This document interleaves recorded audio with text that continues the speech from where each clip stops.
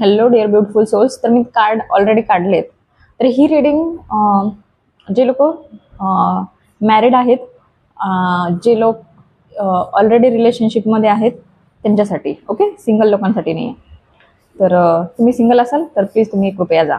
Okay, तर बघूया आपली तुमची करंट एनर्जी काय. तुमची करंट एनर्जी अशी ना रिलेशनशिपमध्ये, ॲक्च्युली तुमच्या अपेक्षा ह्या पार्टनरकडनं जास्त आहे. पार्टनरकडनं जास्त आहे म्हणजे तुम्हाला असं वाटतं की ही व्यक्ती मला हॅपी ठेवू शकते, ह्या व्यक्तीने माझ्यासाठी हे केलं पाहिजे. आणि त्यामुळे काय होतंय ना, तुमचा स्वतःचा इंडिपेंडन्स आहे ना, तो म्हणजे एक एक स्वतःचं वैयक्तिक एक व्यक्तिमत्व असतं. तर ते तुम्ही स्वतः विसरताय. तर तसं नका करू. तर ब्लॉकेज काय बघू. ब्लॉकेज असं आहे ना, you feel too old for young. म्हणजे ॲक्च्युली ना ब्लॉकेज असं आहे की तुमच्या पार्टनरच्या आणि तुमच्यामध्ये जो एज गॅप आहे ना, त्या एज गॅपमुळे पण काय होतं ना, विचारांचे थोडंसं क्लॅशेस होत आहेत. ठीक आहे.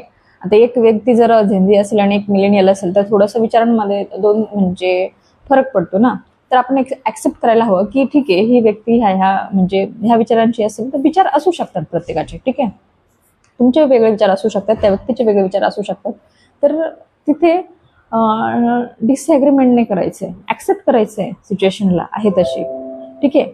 आणि हे काय हां, ॲडवाईस तुमच्यासाठी अशी आहे की it's okay to be yourself and have your own life. Okay, तर थोडा फोकस ना लुझिंग युअर सेल्फ म्हणजे तुम्ही काय करता ना, याच्यामध्ये तुम्हाला ॲडवाईस अशी आहे, स्वतःला विसरायचं नाही आहे.